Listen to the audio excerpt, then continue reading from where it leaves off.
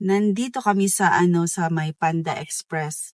So kakain muna kami. Today is June 11, Tuesday. Ayan. You're gonna pay for it. 2 more days bago ang aking interview. And my husband is still stressing me so much that he has to treat me to Panda Express. Right, Rachel? So, ayan, kakain na lang kami dito. This guy's coming up. Actually, wala na akong time magluto. Kasi ang dami naming inasikaso and hindi pa rin na-resolve. Good morning everyone. Today's Thursday, June 13. At ito ang araw na pinakahihintay ko. I'm a little bit nervous pero excited. Lord's will, everything will fall into place. Ug makapasara jud ko, Lord's willing, para we can move forward into the next level. Okay, see you guys later. Nandito na tayo. Let me see this. Parking spot. Lucky thing I'm already. Hey, I'm now a U.S. citizen. Congratulations! Say congratulations, Daddy! Congratulations! I am now a citizen of the United States of America. Yes, Thank I you, am Mama, so for that. happy. Yeah, thank you so much, hubby. I really appreciate it. I feel so grateful kasi the interview went so smooth, and then I did my oath taking the same day. Dali lang kay naga-turn akong bana. Yes. Actually, medyo katawanan kaayo. I had videos for when we went to the beach. That's one of my way of taking a break from feeling a little bit overwhelmed. Kay really, I only had like 2 weeks preparation, Daddy, no? Study. When I received the notice, like, let's say a month or less than a month before my interview, I took my time. It's like procrastinate ko.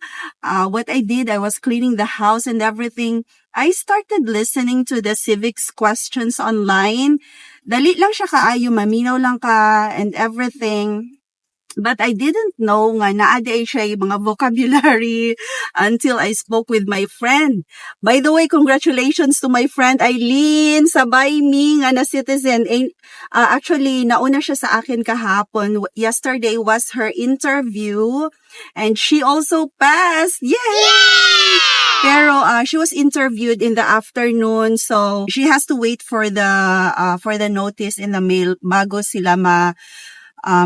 siya makapag-oath taking. So, anyway, saan na ba ako? Yeah, hindi ko alam. Siguro, I still had 3 weeks. Tama. I still had 3 weeks to study kasi yung kaibigan ko ang nagsabi sa akin na may mga vocabulary and all that. Sabi ko, ay, akala ko, ano lang, like, they will just ask you about civics, blah, blah, blah, blah. Pero luckily, everything went so smooth. He asked me 6 civics questions and I was able to answer them correctly. I did a written and reading exam, and then few questions, personal questions na nasa form mo, ganon. It was just so easy. Tapos the officer made me feel so comfortable. Tapos sinanong niya ako, how do I feel? Sabi ko, I feel nervous but at the same time, I'm excited.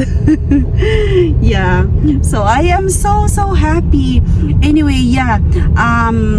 If you are in the process of applying for a citizenship, honestly, dili siya kaayo lisod as long as you keep playing the videos on YouTube. Dali lang siya ma-memorize. Ako, I only had 2 weeks, and within those 2 weeks, wala pa jud mga days nga dili ko maka-study, so I felt a little bit frustrated. Pero sabi ko sa sarili ko, hindi pwedeng hindi maipasa, dapat mapasa ko to. So salig lang jud. And do your best, Yan. Hi, Rachel. Mm-hmm. Take an energy drink before you go by camp. No, I don't want to depend on those energy You don't drinks need like to. that. You have to take an energy drink at home Like coffee. because you're Coffee's like, my energy drink. Yeah. So anyway, nandito kami kumakain. Yeah, I am just very, very happy and I just want to share with you guys my happiness. Katawanan kaayo. it was the same thing as you working.